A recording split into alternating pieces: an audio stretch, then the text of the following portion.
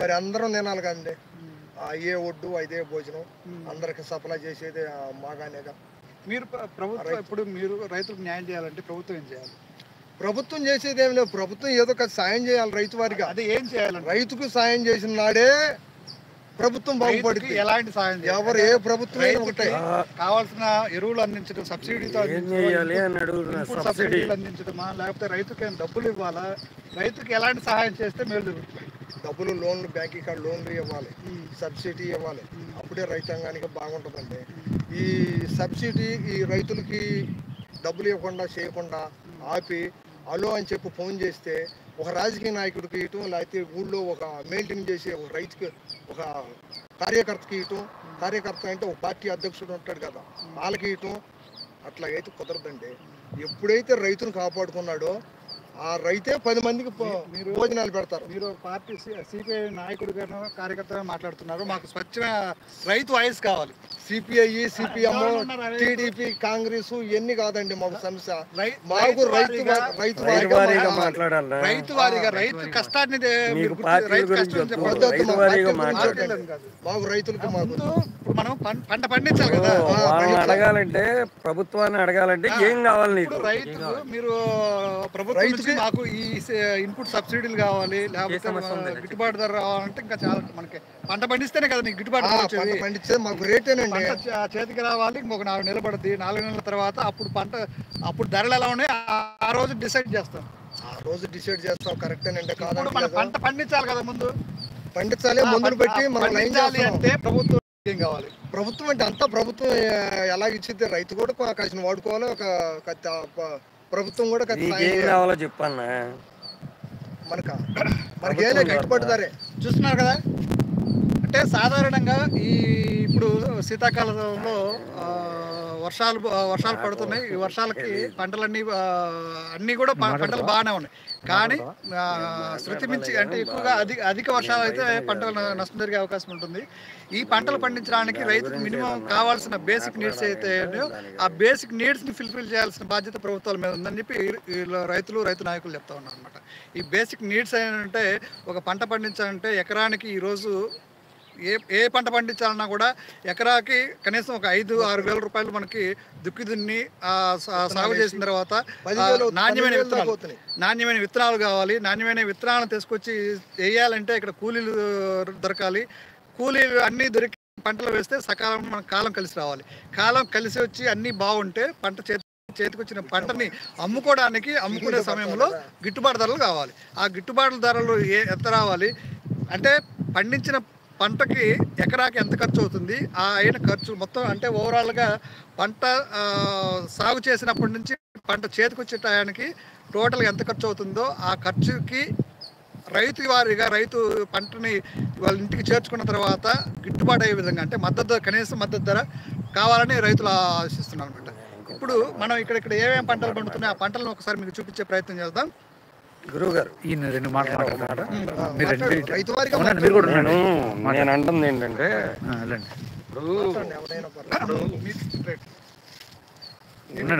నా పేరు శ్రీనివాసరావు అండి. అయితే రైతు పండించడమే గొప్ప కాదు. ఆ టయానికి ఏది ఇప్పుడు మొన్నటిదాకా బాగుంది, తెగులు వచ్చింది. తెగులు వస్తే ఆయనకి లాస్ అయింది, రేటు ఉండలేదు. ఆయన పెట్టుబడి పెడుతున్నాడు, మొన్న మినిమం వేసాడు, తీసేసాడు, 20,000 లాస్ అయ్యాడు. ఇప్పుడు ఈ చేతికి వచ్చిన దాకా కూడా భయంగానే ఉంది. దీనికి ఏంటంటే ఏదన్నా వాళ్ళకి క్రాఫ్ట్ లోన్లో ఏదన్నా అన్ఎక్స్పెక్టెడ్గా ఏదైనా పంట డ్యామేజ్ అయితే పంటల బీమా పథకం చాలా ఉన్నాయి. అదే ఆ పథకాన్ని ఏదైతే మనం నష్టాన్ని బీమా సౌకర్యం కల్పించేదండి. అంటే ప్రభుత్వానికి బీమా సౌకర్యం కల్పిస్తే రైతు వారిగా ఇప్పుడు క్రాప్ లోనో లేదా ఇంకోటో రైతు వారిగా లోను, ఇదిగో మీరు ఇట్లా లాస్ అయ్యారు, ఇట్లా చేసుకోండి, సరే ఇట్లా బ్యాంకు ద్వారా లోన్లు ఇప్పిస్తాం, మీరు సరిగ్గా వచ్చినప్పుడు మళ్ళీ ఇట్లా కట్టుకోండి అని చెప్పాలండి. అదొక్కటే మేము కోరుకునేది. అది అంటే యాక్చువల్గా అతివృష్టి వచ్చినా అనావృష్టి వచ్చినా రైతులు నష్టపోతారు. వర్షం ఎక్కువైనా నష్టమే, వర్షం తక్కువైనా నష్టమే. ఇలాంటి సమయాల్లో రైతుకు కావాల్సింది రైతులకు భరోసా. రైతులు భరోసా అంటే వేసిన పంట పూర్తిగా చేతికి అందే వరకు దాన్ని సస్యరక్ష చర్యలు ఏవైతే ఉన్నాయో ప్రొటెక్షన్ ఆ పంటలకు సంబంధించిన బీమాని కల్పించాల్సిన అవసరం ఉంది. అయితే చాలామంది రైతులకి పంటలను ఎలా మనం ప్రొటెక్ట్ చేసుకోవాలో చాలామందికి తెలియదు. అంటే వేసిన పంటల్ని ఎలా రక్షించుకోవాలో తెలియని పరిస్థితుల్లో వ్యవసాయ శాఖకు సంబంధించిన అధికారులు ఏవైతే ఉన్నారో అధికారులు ఎవరైతే ఉన్నారో ఈ పంటలకు సంబంధించిన చీడపీడలు ఎప్పుడెప్పుడు ఏ సమయాల్లో ఎలాంటి చీడపీడలు వస్తాయి, అవి వేసిన పంటను ఎలా మనం ప్రొటెక్ట్ చేసుకోవాలి, అనివార్య కారణాల వల్ల పంట ఏదైనా దెబ్బతిన్నప్పుడు మనం ఎలా ఇన్సూరెన్స్ చేసుకోవాలి, ఇలాంటి విషయాలని ఎప్పటికప్పుడు అవగాహన చర్యలు చేపట్టాల్సిన అవసరం ఉంది. సో గతంలో ఈ అవగాహన కార్యక్రమాలు ప్రతి గ్రామంలో జరుగుతుండేవి. అవగాహన కార్యక్రమాలు కాలక్రమేణా కనుమరుగుతూ ఉన్నాయి. ఇప్పటికీ రైతులకి పూర్తి స్థాయిలో అవగాహన కల్పించాల్సిన అవసరం ఎంతైనా ఉంది. సో వ్యవసాయ శాఖ అధికారులు కానీ హార్టికల్చర్ అధికారులు కానీ రైతులకి ఎప్పటికప్పుడు వాళ్ళకి దగ్గరుంటూ వారికి వేసే పంటలు టైమింగ్స్ అవన్నీ చెప్తూ పంటల్ని ప్రొటెక్ట్ చేయాల్సిన బాధ్యత అధికారుల మీద ఉంది. చాలా విషయాలు రైతులకి అవగాహన ఉండదు. ఈ అవగాహన కార్యక్రమాల ద్వారా రైతుని అవగాహన చేస్తూ పంటలు చేతికి అందించే వరకు వారికి సేఫ్గా ప్రొటెక్ట్ చేసేవాల్సిన బాధ్యత ఉంది. బ్యాంకులు అయినా సరే అండగా ఉండాలి. ఇంకోటి ఏంటంటే రైతులు పంటలు పండించాలంటే వారు ఈరోజు ఏ ఒకటి ఆస్తులు తాకట్టు పెట్టి ఇలాంటి పరిస్థితులు చూస్తూ ఉంటారు. కానీ అలాంటి పరిస్థితి నుంచి రైతులు బయటపడాలి. ఎల్లకాలం అప్పులు చేసి బ్రతకాల్సిన పరిస్థితి రైతులకు ఉంటుంది. అక్కడి నుంచి విముక్తి పొందాలంటే రైతులకి ఒక ప్రొటెక్ట్ ఫామ్ ఏదైనా కూడా రైతులకి సపోర్ట్ చేయాలి. అలాంటి సపోర్ట్ చేయాలంటే బ్యాంకులు భరోసా ఇవ్వాలి. రైతులని ఉన్న ఆస్తులు మెల్ల పుస్తలు కూడా తాకట్టు పెట్టి వ్యవసాయం చేస్తున్న పరిస్థితులు మనం గతంలో అనేక. సో అలాంటి పరిస్థితులు కాకుండా వారిని ప్రొటెక్ట్ చేయాల్సిన బాధ్యత ప్రస్తుత ప్రభుత్వంపై ఉంది. ఎప్పటికప్పుడు రైతులని అవగాహన కల్పిస్తూ రైతులకి ప్రొటెక్టివ్గా ఉంటే, అంటే రైతు బాగుంటే దేశం బాగుంటుంది, దేశం బాగుంటే ప్రపంచం అంతా బాగుంటుంది. ఆహారాన్ని అందించే రైతు బాగలేదంటే మిగతా ఏ వర్గం కూడా సంతోషంగా ఉండాలి. రైతు లేనిదే ఏది జరగదు. సో ఇది రైతులని దృష్టిలో పెంచుకొని ఇది రైతు ప్రభుత్వంగా గుర్తింపు పడాలంటే రైతులు ప్రొటెక్ట్ ఉండాలని రైతులు కోరుతా ఉన్నాను. Thank you. Me Dashrath from Andhra Pradesh. Thank you. Okay, thank you sir.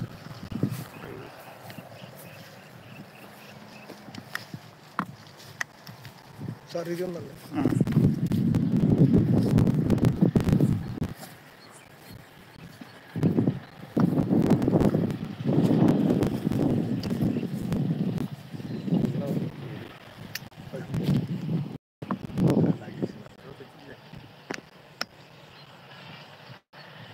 చాలామంది చూస్తున్నారు. మనం మాట్లాడి అందరూ చూస్తారు. చాలా 1,00,000 మంది పైన ఉన్నారు. తర్వాత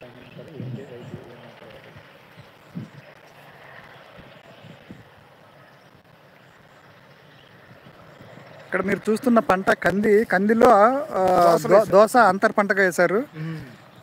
అయితే దోస ఇక్కడ ఏదో డ్యామేజ్ జరిగినట్టు కనిపిస్తుంది. తెగులకు అధిక వర్షాల వల్ల ఇక్కడ దోస పంట దెబ్బతిన్నట్టు కనిపిస్తా ఉంది. తెగులు వచ్చింది.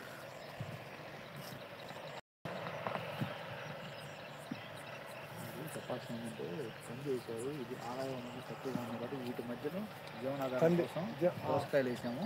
అది కూడా ఫస్ట్ టైం ఈసారి ఇది వచ్చేసరికి 3-4 నెలలు 5 నెలలు పట్టింది. ఇంకో 3 నెలలు రైతు పట్టుకోవాలంటే ఏంటి, దీని మధ్యలో మనం అంతర పంట కింద వేసాం. అది పాడైపోయినాయి. దోసకాయలు కొన్ని 4 చూపించాము. దోస కోసారా? ఏమంటే ఒకసారి కొంచెం చూపించండి. దోస పట్టుకొని చూపిస్తే దోసకాయలు చూపించి 4 డ్యామేజ్ జరిగినాయి కూడా చూపించు. డ్యామేజ్ జరిగినాయి చూపించు. పగిలిపోయినాయి. అక్కడ కెమెరా చూపించు. ఇదిగో మంచిది పుచ్చిపోయింది.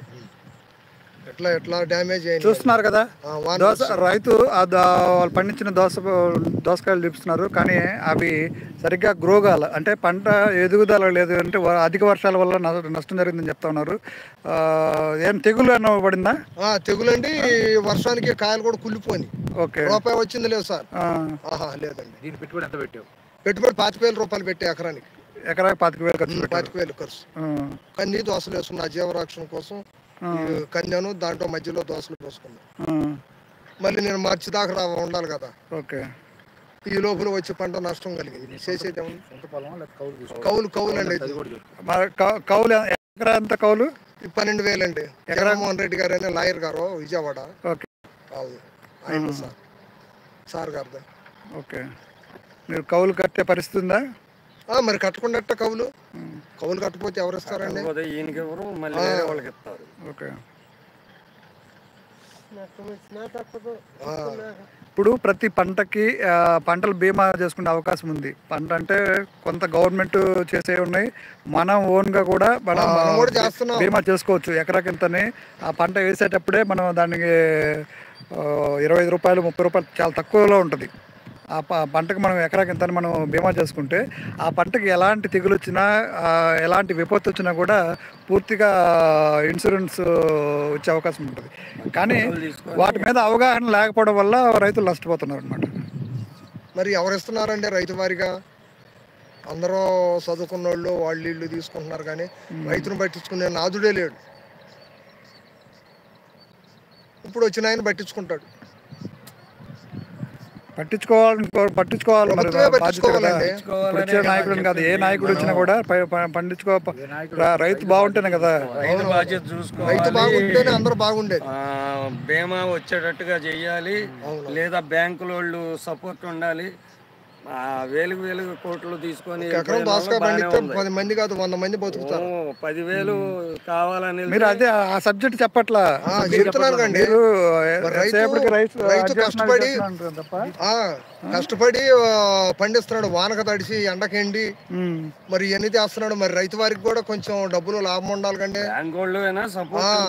లేదా ఆధారం ప్రభుత్వం బ్యాంకు అయినా డబ్బులు ఇస్తే దాని మీద పెట్టి చేసుకుంటా ఉంటాడు, వస్తా ఉంటాయి, చేసుకుంటా ఉంటాం.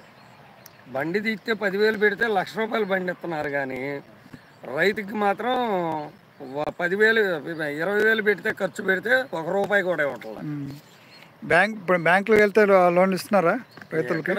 ఏదన్నా తాకట్టు పెట్టాలి, లేదా కత్తేదో ఉన్న రైతు దగ్గర పోయి నోటు రాయాలి, అప్పుడు డబ్బులు ఇస్తున్నారు. లేకపోతే ఎవరు ఇస్తున్నారు డబ్బులు? ఎంత వడ్డీ తీసుకుంటారు? ₹2. గవర్నమెంట్ రూల్స్ ప్రకారంగానే తీసుకుంటున్నారు. గవర్నమెంట్ రూల్ అంటే రూపాయినరే కదా. Okay, thank you. కొత్తలో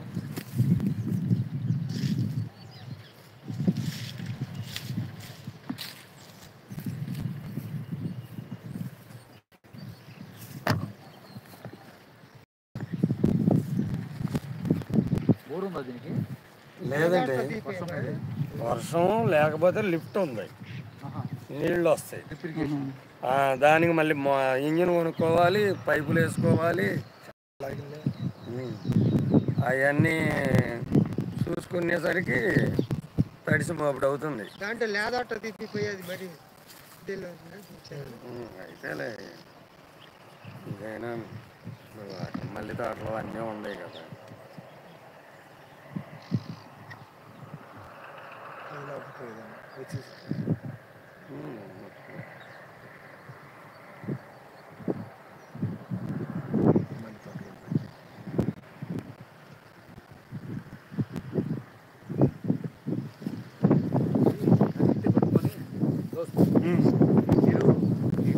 టమాటా దాంట్లో రండి, నాగలు ఉంది కదా, నాగలు లాగుతా.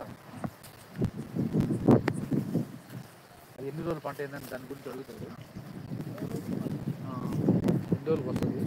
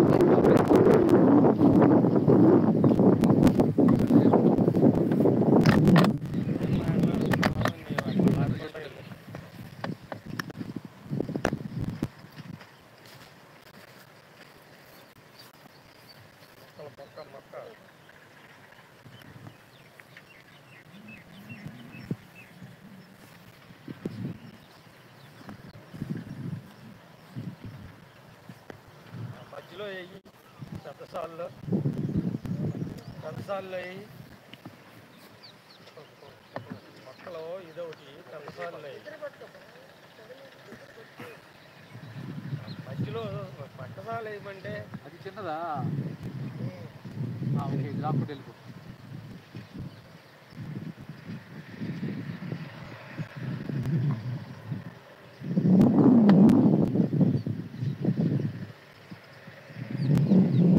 చాలే చాలేదా అది పెట్టేసిరా మీరు అక్కడ తీసుకెళ్ళి ఇక్కడే ఉంటారు దాన్ని చేస్తా ఆయన అడిగి కొత్త రైతు కావాలి. ఒకసారి బంతి పూలు ఇద్దాం. బంతి పువ్వులు మల్లె తోట వెళ్తే అటు వెళ్ళి పెట్టుకోండి వెళ్తాం లైవ్ వచ్చేస్తుంది మీకు ఇక్కడ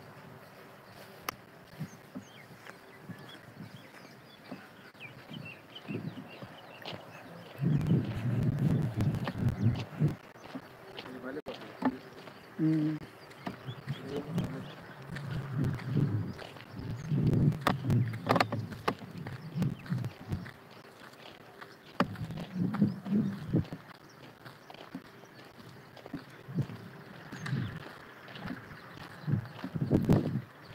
ఇప్పుడు మీరు చూస్తున్నది బంతి తోట చూస్తున్నాం, దగ్గరగా వెళ్తున్నాం. చాలా అద్భుతంగా ఉంటుంది. ఒకసారి చూడండి వీడియో.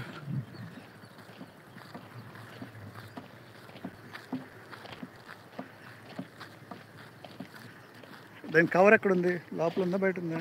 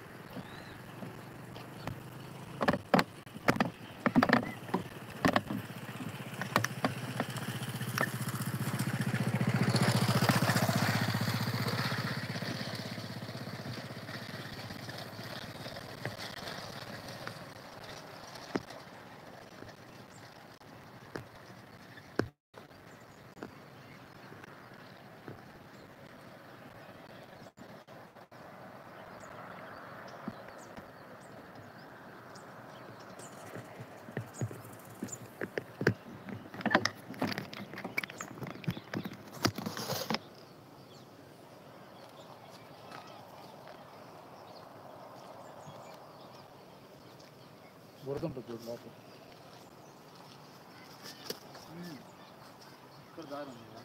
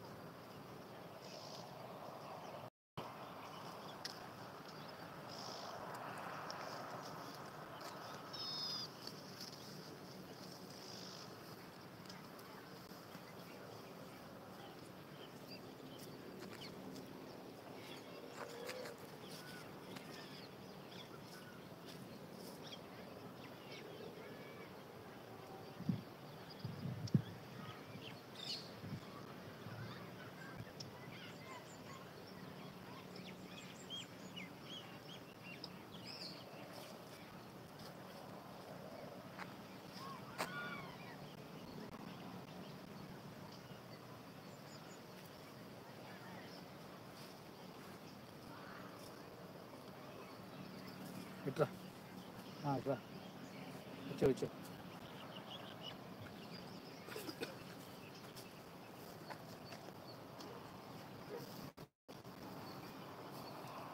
దూకొద్దు కాలు పెట్టండి నేను చిన్నగా ఇది ఒకసారి పట్టుకొని నుంచోండి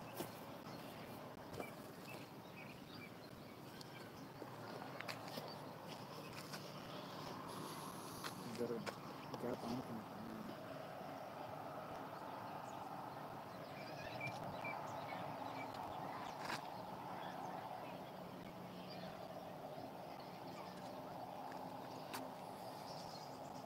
ఎటు చూస్తాను